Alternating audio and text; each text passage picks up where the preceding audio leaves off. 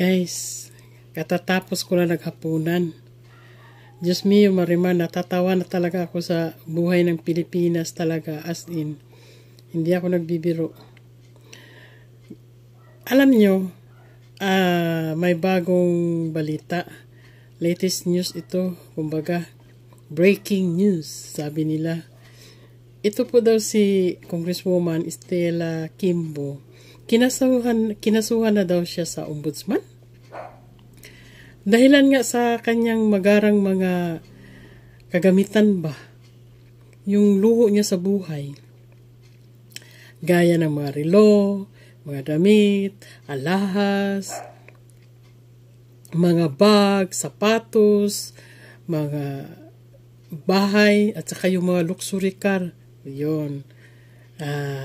Yun daw ang nagiging kaso niya sa ombudsman, na ipaliwanag daw kung paano niya nakamit yun. Natatawa naman ako dito sa caption na ito na Office of the Vice President 125 Confidential Fund in 2022 spent in 11 days lang. 11 days, Kimbo admits. Yan ang nakalagay dito, guys. Oh. Kaya nga, bakit naka-interest ako dito? Kasi,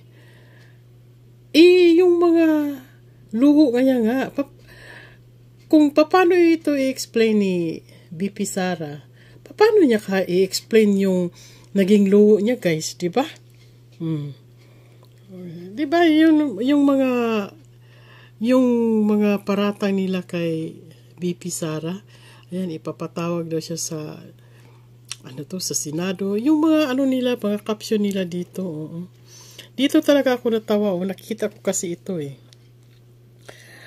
binabatikos talaga nila yung 125 million ni BP Sara within 11 days lang daw. Within 11 days, ilang term yan? Parang 1 year yan, di ba? 11 days niya ginasto, pero for 1 year budget yan. Yan ang pagkakaintindi ko. Or the whole, hindi naman kasi every year sila nagsasubmit ng mga budget nila, di ba? In every department sa government. Kaya nga, bigla akong napasalita dito kasi nga, ito nga si Stella Kimbo, gano'n sabi nila, kinasuhan nga daw sa ombudsman. Dahil, sa kadahilan na, ipaliwanag niya ang kanyang maluhong buhay. Biruin mo, wala pa, hindi pa tapos ang kanyang 1-year term. Palagay lang natin, 2 years pa siya bilang isang congresswoman. Ganun na lang, ang mga, ito yung nagtatanong lang naman, Kasi nakikita sa lahat ng social media, hindi ko talaga makalimutan yung Rolex niya na ang amount is 4.5 million o ganun. Yan lang. Iba pa yung tag 1.9, 1.2, 1.3, yung mga collection niya ng mga bag na tag 500,000, almost 300,000, 385,000. Ano lang yun Parang pouch lang yun na maliliit na bag. Diyos ko miyo, parang isang bahay na yun. Kaya yan, natatawa talaga ako, guys. Paano na yan? Ito pa naman 125 million ni Sara is well explained pa naman ito sa COA. Walang disallowances na nangyari.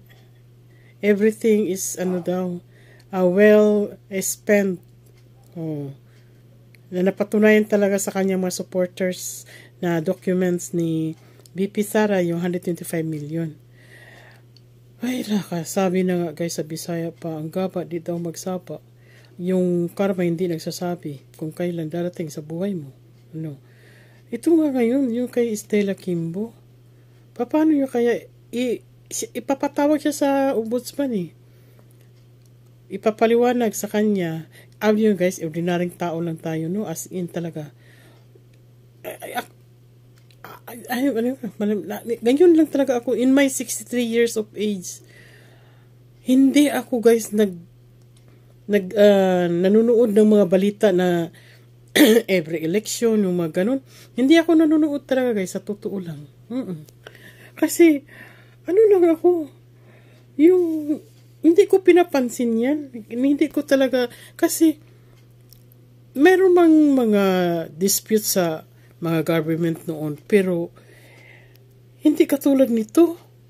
Tumutok talaga ako kasi, tingnan nyo guys, may binitay na isang OFW, hindi alam ng Pilipinas, nalaman na, huli na ang panahon. Bakit hindi? Ay, Diyos ko. Namatay yung ating kapatid na OFW. Hindi man lang nalaman ng ating panggobyerno. May nabitay na palang isang Pinoy. Siguro, ang yun na papansin din siguro ng ibang bansa na busy na tayo sa yung sa mga corruption dito sa Pilipinas. Sa eleksyon, bangayan dito, bangayan doon. Wala na tayong iniintindi. Puro lang awayan sa Senado, hearing dito, hearing doon. Ang mga bilanggo, lumalabas na para lang mag-hearing. Imposible guys, pagka ganun ang mga racket ng ating panggobyerno. May ano pa rin yan. Mayroon pa rin tawag nito. Money matters pa rin yan. Yung patukin sa mga humarap ng ganun, binabayaran siguro yan sila eh. Oo, parang ganun yan. Binabayaran pa rin yan. Kaya sabi ko nga, pastilan, ano na ba itong nangyayari sa atin? Biruin mo guys, Pinapa-explain talaga si Sara Duterte tungkol dito. Ngayon, lumisbak kay Stella Kimbo. Pinapatawag sa ombudsman. Iniimbestiga sa ombudsman. Paano niya kaya i-justify yun, guys? Yung mga milyones niya talaga na mga kagamitan. Within 2 years pa lang siya sa pagka-congresswoman. Yung sahod niya, guys, na to, palagay na natin 300,000 a month. Kahit meron pa silang mga allowances dyan. Aabot pa yan ng almost million yung mga nakukuha nila dyan. Pagpalagay lang natin. Ang lifestyle ng buhay din nila guys, sa katulong, sa mga estudyante, sa nag-aaral ang mga anak, gasolin, pagkain, mga gamot, mga pandamit nila, o kaya yung konsumo nila mismo, o sasakyan, gasolina, ano-ano pa dyan, mga katulong nila. Kung baka may gwardiya pa yan sila sa kanilang bahay. Diyan lang sa pagkain. Konsumo mo, consumption. Kung tayo ang meron ganyan na sahod sa ganitong uri ng ating pamumuhay, mayroon pa tayong naiiwan na sobra. Kasi kumakain lang naman tayo ng mga down yan ng mga gulay. Sa kanila iba yan.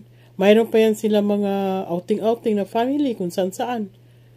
Tapos, mayroong kang ganyan ng mga kagamitan. Paano mo i-justify yan? Nasasalin ba yan? Kung may nagbigay sa'yo, tatanungin yan kung sino nagbigay sa'yo. Yung nagbigay sa'yo, binili niya ba yan? Saan binili? May resibo ba yan? Nagbayad ka ba ng tax? Ganun. Marami talaga guys. Tingnan mo. Naku, kung ma-justify yan na hindi mo madipinsahan yung mga luho mo, yung ganong klaseng kayamanan mo, babawiin yan ng gobyerno. Ay, naku, baka ma-impeach ka pa. Ano ba yan? Ay, naku, Diyos ko. Sarap pag-usapan ito, guys. Pero, ang oras lang, wala na tayo. Natatawa na talaga ako, guys. Okay. Hanggang dito na lang po.